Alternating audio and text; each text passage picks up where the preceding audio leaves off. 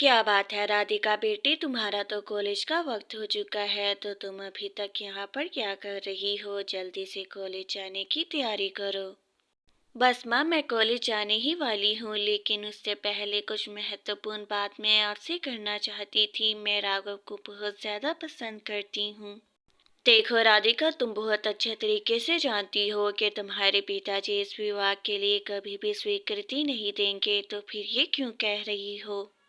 माँ, मैं अच्छे से जानती हूँ कि पिताजी कभी भी नहीं मानेंगे, इसी वजह से तो आपको बता रही हूँ ताकि आप पिताजी को मना पाएं। राधिका, आज तो तुमने ये बात कर दी है, लेकिन आइंदा तुम्हारे मुंह से कभी भी ये बात मैं ना सुनूं, क्योंकि तुम्हारे पिताजी कभी भी ये नहीं होने देंगे। राधिका को भी समझ आ जाती है और वो दुखी मन से वहां चली जाती है। और फिर कॉलेज जाने के बाद वो राघव से मिलती है। वो एक दूसरे को बहुत ही प्रेम करते थे, लेकिन उसकी माँ की वजह से विवाह नहीं कर सकते थे। देखो राघव, आज मैं आखिरी बार तुमसे यहाँ पर मिलने के लिए आई हूँ। आइंदा मैं कभी भी तुमसे नहीं मिलूंगी और तुम भी मुझसे ना मिलना। राधिका, ये सुबह ही सुबह तुम कैसी बातें कर रही हो? आखिर मुझसे मिले बगैर तुम कैसे जी सकती हो? और मैं भी तुम्हारे बिना नहीं जी सकता। राघव, आज मैंने माँ से तुम्हारे बारे में बात की थी, लेकिन उन्होंने ये कहा कि पिताजी तुम्हारी माँ की वजह से कभी भी नहीं मानेंगे।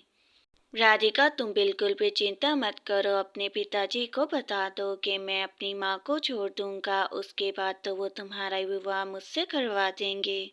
पहले तो मुझे भी ऐसा ही लगा था, लेकिन माँ की बातें सुनकर समझ आ गया कि कभी भी तुम्हारा नाम उस औरत के नाम से नहीं हटने वाला। राधिका भी राघव को नहीं छोड़ना चाहती थी, लेकिन वो कुछ भी नहीं कर सकती थी। ऐसे ही कुछ समय भी बीतता है और राघव की कॉलेज की पढ़ाई भी खत्म हो जाती है और उसकी मौसी कहती है, देखो सविता, दिन ब दिन राघव तो बदलता ही जा रहा है। ऐसे ही अगर वो शराब पीता रहेगा तो उसका फ्यूचर बर्बाद हो जाएगा। उर्मिला, मैंने तो राघव को कितनी बार समझाने की कोशिश की है, लेकिन तुम तो अच्छे से जानती हो कि कभी भी वो मेरी बात सुनता ही नहीं है। ठीक है सविता, अगर वो तुम्हारी बात नहीं सुनता है तो एक उचित कन्या ढूंढकर उसका विवाह कर दो, फिर उसकी तो उसको बात सुननी ही होगी। अपनी बहन की ये बात सुनकर सविता को भी ऐसा ही लगता है कि अब उसे भी राघव का विवाह कर देना चाहिए, और फिर वो अपनी बहन से कहती है, उर्मिला, मेरे जहन में तो ये विचार आया ही नहीं कि क्यों ना अब राघव का भी विवाह कर दिया जाए। अगर राघव ऐसे ही बदलता है तो फिर ठीक है। दूसरी तरफ राघव भी अपनी बहन के पास बैठा हुआ था और उसकी बहन उसको देखकर कहती है, भैया, आप इतनी शराब क्यों पीते हैं? आपको तो अच्छे से मालूम है कि ये आपके लिए बिल्कुल भी ठीक नहीं है, तो आप इसको फेंक क्यों नहीं देते? रिया, तुम तो जानती हो कि मैं राधिका से कितना प्रेम करता था और माँ की वजह से वो मुझे छोड़कर चली गई, तभी से शराब मेरी दोस्त है। भैया, आप उस राधिका की वजह से अपनी लाइफ बर्बाद कर रहे हैं, जिसने आपको छोड़ भी दिया और अपने नए जीवन में अब अपने पति के साथ खुश है। रिया, राधिका को भी अपना जीवन जीने का अधिकार है, और वैसे भी मैंने तो उसे बीच रास्ते में छोड़ दिया था, तो मेरा क्या ही हक बनता है? भैया, बीच रास्ते में आपने नहीं, राधिका आपको छोड़कर चली गई थी। अगर वो आपसे इतना ही प्रेम करती तो अपने माता पिता को छोड़कर आ जाती। राघव तो वहां से चला जाता है और कुछ ही समय बाद रिया भी अपनी माँ के पास जाती है। देखो रिया, मैंने सोच लिया है कि अब मैं तुम्हारे भाई का विवाह कर दूंगा। जब एक अच्छी लड़की उसके जीवन में आएगी तो वो सुधर जाएगा। माँ, आप तो ये बात अच्छे से जानती हैं कि भैया भी राधिका से ही प्रेम करते हैं, फिर आप उस लड़की का जीवन क्यों बर्बाद करना चाहती हैं?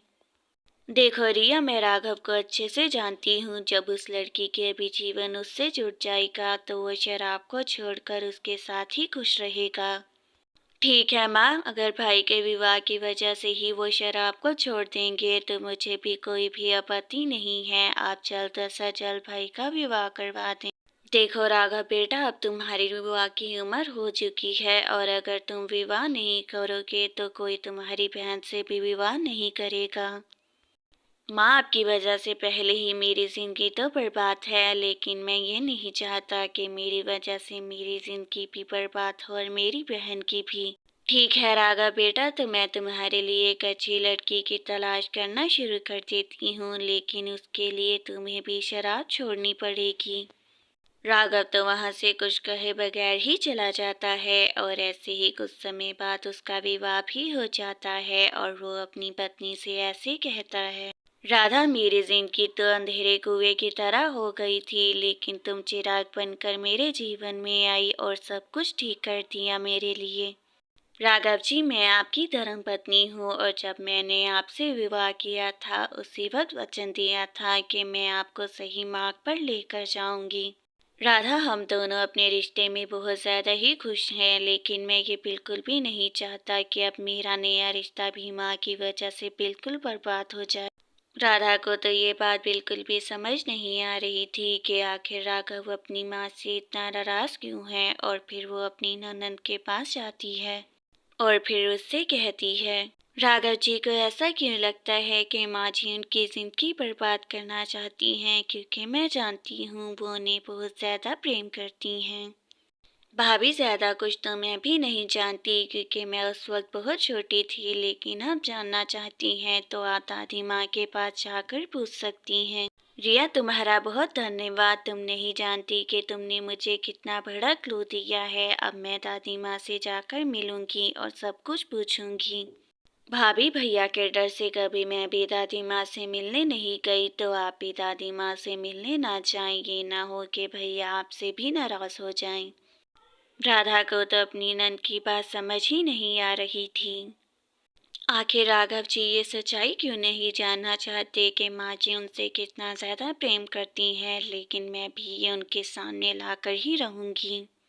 राधा तो राघव की दादी माँ से मिलने चली जाती है और जाकर उनसे कहती है, दादी माँ, आखिर सच क्या है? राघव जी अपनी माँ से इतना नाराज़ क्यों रहते हैं? माँ जी भी उनकी वजह से बहुत ज़्यादा ही दुखी रहती हैं। राधा की ये बात सुनकर उसकी दादी माँ भी उसको सब कुछ बता देती है कि आखिर बचपन में क्या हुआ, और ये सब कुछ सुनकर राधा अपनी दादी माँ से कहती है, दादी माँ, अगर यही सच है तो माँ ने इतने समय से राघव जी को सच क्यों नहीं बताया? वो तो माँ जी से बहुत ज़्यादा ही नफरत करते हैं। राघव अपने पिता से बहुत ज़्यादा ही अटैच था, इस वजह से ही सविता ने उसे कभी भी सच नहीं बताया, क्योंकि ये सदमा सह नहीं पाता। लेकिन दादी माँ, अब बस बहुत हो गया। माँ ने बहुत ही परीक्षा दे दी है, लेकिन अब वो ये परीक्षा नहीं दे पा रही। आपको सब सच बताना होगा। राधा अपनी दादी माँ को अपने साथ ही घर लेकर आती है। दादी माँ, आज आपको यहाँ पर देखकर मुझे बहुत ज़्यादा खुशी हो रही है, लेकिन आपने मुझे बताया होता तो मैं खुद ही आपको कार पर लेने आ जाता। देखो रागा बेटा, एक बहुत बड़ा सच है जो कभी भी मैंने तुम्हें नहीं बताया, क्योंकि तुम्हारी माँ ये नहीं चाहती थी कि ये सच तुम्हें मालूम हो। दादी माँ, अगर वो सत्य माँ के बारे में ही है तो मैं वो बिल्कुल भी जानना नहीं चाहता, क्योंकि अब इनसे मेरा कोई भी रिश्ता बाकी नहीं रह गया है। बेटा, जो तुम सत्य जानते हो वो बिल्कुल भी सत्य नहीं है। तुम्हारी माँ ने तुम्हारे पिता को नहीं छोड़ा था, बल्कि तुम्हारे पिता ही गए थे। नहीं दादी माँ, ये बिल्कुल भी सच नहीं हो सकता है। पिताजी मेरे साथ ऐसा कभी भी नहीं कर सकते हैं, वो तो मेरे लिए सुपर हीरो हैं। राघव बेटा, तुम्हारी माँ तो सारा दिन काम करती थी, लेकिन तुम्हारे पिता को जब इससे भी अमीर औरत मिली तो वो हम सबको ही छोड़कर चला गया। राघव तो इस सच को सुनकर बिल्कुल ही अचंभित हो जाता है, क्योंकि उसने बिल्कुल भी नहीं सोचा था कि कभी ऐसा भी उसका पिता कर सकता था।